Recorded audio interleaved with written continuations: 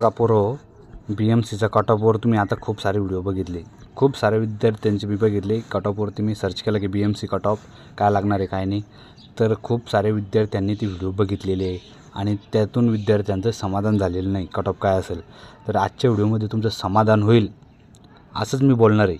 यानंतर तुम्हाला कोणताच व्हिडिओ पाहायची गरज राहणार नाही. तुम्हाला सांगतो बघा, तुम्ही एक्झामचा फॉर्म BMCच्या एक्झामचा फॉर्म भरला बरोबर.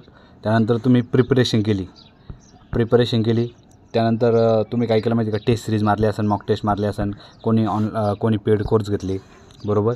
त्यानंतर तुमचा मुद्दा आहे तो एक्झाम दिली तुम्ही बरोबर. आता मला सांगा, इथपर्यंत तुमचा एक्झामचा विचार पाहिजे, म्हणजे इथपर्यंतच तुमच्या डोक्यात ही BMCची कल्पना पाहिजे की आपली BMCची जॉब लागू शकतो. आता एक्झाम दिल्यानंतर तुमच्या हातात काय राहतं का, तुम्ही आता फालतू गोष्टी करायला लागले, ज्या की तुम्ही करायला नाही पाहिजे. तुम्ही सरळ दुसऱ्या एक्झामच्या तयारीला लागलं पाहिजे. सेकंड जी पण एक्झाम तुमची येणार आहे ती MPSC असो कोणती असो, सरळ त्याची प्रिपरेशन चालू करा.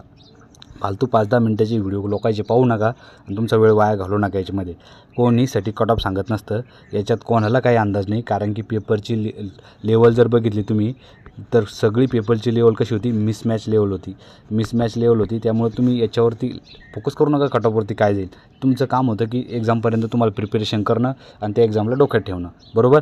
तर आता संपलं, एक्झाम झाली, सगळं झालं. आता फालतू कोणाचाच यूट्यूबचा व्हिडिओ पाहू नका. एक पण यूट्यूबर तुम्हाला खरा कट ऑफ सांगू शकणार नाही. कारण की खुद त्यांना एक्झाम दिली असली तर तो सांगू शकतो काय कट ऑफ जाणार आहे. खुद त्या यूट्यूबरलाच माहीत नाही की एक्झाम कशी होती, काय होती.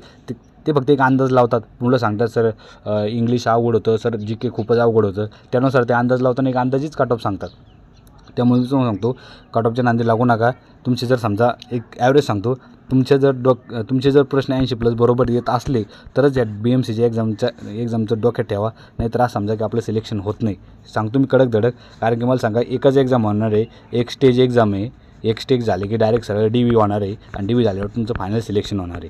मग मला सांगा रे, तुम्ही कसं विचार करू शकता 60 मार्कावर तुमचं सिलेक्शन होणार आहे, 70 मार्कावर सिलेक्शन होणार आहे.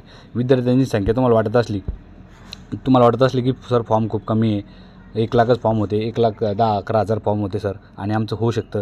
होणार नाही. याच्यात सगळे MPSCवाले स्टुडंट आहे. तुम्हाला लक्षात सांगतो, MPSCवाले स्टुडंट या ठिकाणी हे पोस्ट घेऊन जाणार आहे. आणि BMCचा जॉब आहे रे, एकदम एक्झिक्युटिव्ह असिस्टंट, उगीचंच नाव दिलं नाही त्याला एक्झिक्युटिव्ह असिस्टंट, एकदम मानाचं पद आहे.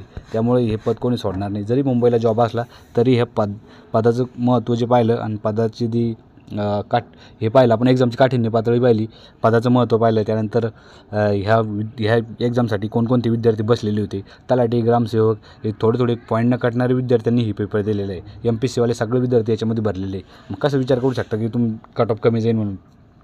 कोणत्याच यूट्यूबरचा व्हिडिओ पाहू नका. याच्यानंतर हा शेवटचा व्हिडिओ बघा माझा. त्यानंतर गरजच नाही तुम्हाला कोणता व्हिडिओ पाहण्याची बरोबर.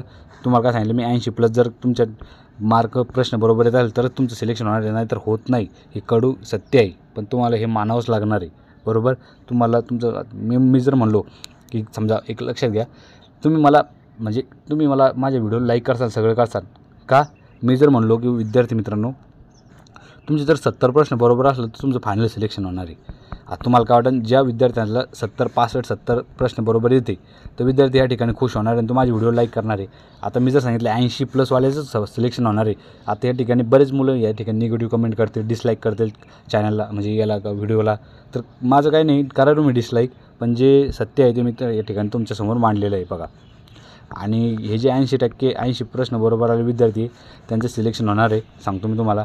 मला एकच कमेंटमध्ये एकच टाईप करून द्या, तुमचं नाव टाईप करा, नेम टाईप करायचं, त्यानंतर तुमची शिफ्ट टाईप करायची, त्यानंतर तुमचे प्रश्न 80+ वाले येणंच बरं का, सांगतो मी. कारण की आपण आपल्या चॅनलच्या अंतर्गत त्यांचं 80+ वाल्यांचा सत्कार ठेवणार आहे, म्हणजे त्यांचं सिलेक्शन होणार आहे 80+ वाल्याचं. मी एवढं सांगतो, जे पण विद्यार्थ्यांचं या ठिकाणी सिलेक्शन होईल समजा BMCमध्ये, त्यांचा आपण त्यांच्या स्वतः घरी येऊन त्यांचा आपण शाल श्रीफळ देऊन आणि एक छोटंसं आपल्यातर्फे काही अमाऊंट राहणार आहे, एक अमाऊंट राहील काही पण समजा, जे की तुमच्यासाठी हेल्प म्हणून, एक समजा तुमचं बक्षीस म्हणून ती अमाऊंट तुम्हाला दिली जाईल. त्यामुळे तुमचं सगळे कमेंट करून द्या. विद्यार्थी असन, हँडिकॅप असन, एक सर्व्हिसमॅन असन. हँडिकॅपसाठी मी ह्याची अमाऊंट ठेवलेली आहे, ही थोडी 1.5 ठेवलेली आहे, जे की नॉर्मल विद्यार्थ्यापेक्षा 1.5 म्हणजे जास्त ठेवलेली आहे त्यांना. कारण की हँडिकॅप असून सुद्धा एवढी तयारी करून ते पोस्ट काढत आहेत, तर त्यांना मानावं लागेल.